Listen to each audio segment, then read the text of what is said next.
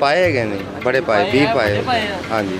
अच्छा जी। और नाल ਇਹਦੇ ਹੋਰ ਕਿਹੜਾ ਆਈਟਮ ਹੈ? और दलीम होंदा जी हमारे पास। ਨਾਲ ਹਲੀਮ, हाँ जी। ਨਾਲ ਅੰਡੇ, ਨਾਲ ਵੱਡਾ ਲੋ ਜੀ। ਇਹ ਚਨੇ ਦਾ ਵੱਡਾ ਸਾਰਾ ਤੁਸੀਂ ਦੇਖੋ ਕਿ ਪਤੀਲਾ ਵਾ। ਅੱਛਾ ਮੈਨੂੰ ਦੱਸੋ ਕਿ ਮਿਲਕੀ ਚਨੇ ਦਾ ਕੀ ਮਕਸਦ, ਨਾਮ ਇਹਦਾ ਮਿਲਕੀ ਚਨੇ? ਮਿਲਕੀ ਚਨੇ दूध।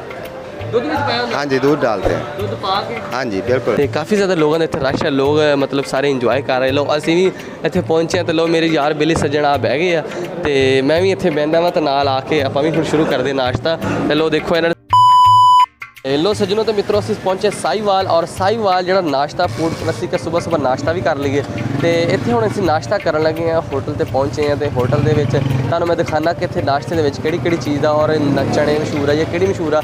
ਇੱਥੇ ਬੰਦਿਆਂ ਨਾਲ ਗੱਲਬਾਤ ਕਰਾਂਗੇ, ਨਾਲੇ ਹੋਟਲ ਵਾਲਿਆਂ ਨਾਲ ਪੁੱਛਾਂਗੇ ਕਿ ਕਿਹੜੀ ਚੀਜ਼ ਦਾ ਔਰ ਨਾਨ ਖਸਤਾ ਇੱਥੇ ਲੱਗ ਰਿਹਾ। ਤੇ ਆਜੋ ਸੱਜਣੋ ਮਿੱਤਰੋ ਮੈਂ ਤੁਹਾਨੂੰ ਨਾਲੇ ਦਿਖਾਉਂਦਾ ਜਾਵਾਂ ਕਿਹੜੀ ਕਿਹੜੀ ਚੀਜ਼ ਦਾ ਔਰ ਇੱਥੇ ਸਭ ਤੋਂ ਮਸ਼ਹੂਰ ਕਿਹੜੀ ਸ਼ੈ ਆ। ਆਜੋ ਲੋਕਾਂ ਕੋਲ ਪੁੱਛਦੇ ਆਪਾਂ। लो सज्जनों तो मित्रों दाता नाश्ता पॉइंट एंड नान शाप ते असी पहुँचे हैं और ये असी फैसलाबादों आए हैं लेकिन ये साहिवाल दे विच सब तो ज़्यादा ये मशहूर होटल आ और असी इत्थे पहुँचे तो इत्थे पहुँच के ही अगे सब तो पहले असी इधर वाली साइड ते चले जाने किहड़ी किहड़ी आइटम और इत्थे की हैगा वा। इत्थे सब तो पहले जी ए मेरे ख्याल सब तो पहले असी पहुँचते इन्होंने भाई होरां नाल गलबात करके पुछदे हैं तो यह हलीम लाया जी इन्होंने हलीम। अस्सलाम वालेकुम भाईजान। भाईजान की हाल है? अल्हम्दुलिल्लाह। अच्छा भाईजान मैं दसो कि सब तो मशहूर किहड़ी आइटम है तुहाडे कोल? साढ़े को जी मिल्की चने होंदे ने जी। अच्छा जी। और कोफ्ता ग्रेवी होती है। मशहूर साहिवाल दा केड़ा है इत्थे मतलब? मिल्की चने सर। मिल्की चने जी। और ओदे नाल होर केड़ी शाय? और पाए है नहीं बड़े पाए 20 पाए।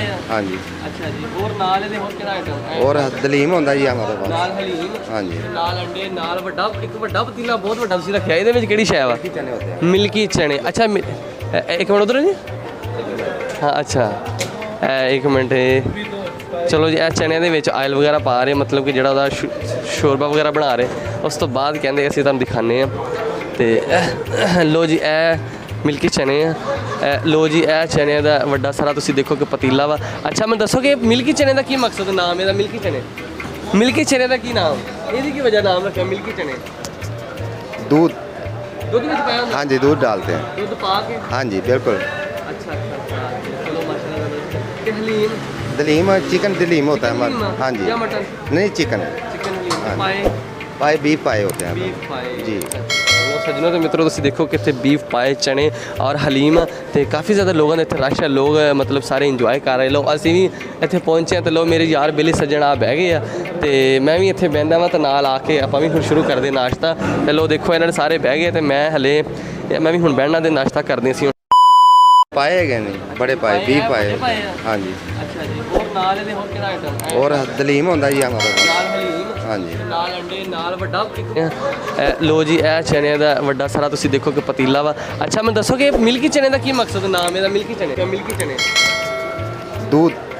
ਦੁੱਧ ਵਿੱਚ ਪਾਇਆ ਹੁੰਦਾ? हाँ जी दूध डालते हैं। ਦੁੱਧ ਪਾ ਕੇ। हाँ जी बिल्कुल। ਤੇ ਕਾਫੀ ਜ਼ਿਆਦਾ ਲੋਕਾਂ ਦਾ ਇੱਥੇ ਰਸ਼ ਹੈ। ਲੋਕ ਮਤਲਬ ਸਾਰੇ ਇੰਜੋਏ ਕਰ ਰਹੇ। ਲੋ ਅਸੀਂ ਵੀ ਇੱਥੇ ਪਹੁੰਚੇ ਹਾਂ ਤੇ ਲੋ ਮੇਰੇ ਯਾਰ ਬੇਲੀ ਸੱਜਣ ਆ ਬਹਿ ਗਏ ਆ ਤੇ ਮੈਂ ਵੀ ਇੱਥੇ ਬਹਿੰਦਾ ਵਾਂ ਤੇ ਨਾਲ ਆ ਕੇ ਆਪਾਂ ਵੀ ਹੁਣ ਸ਼ੁਰੂ ਕਰਦੇ ਨਾਸ਼ਤਾ।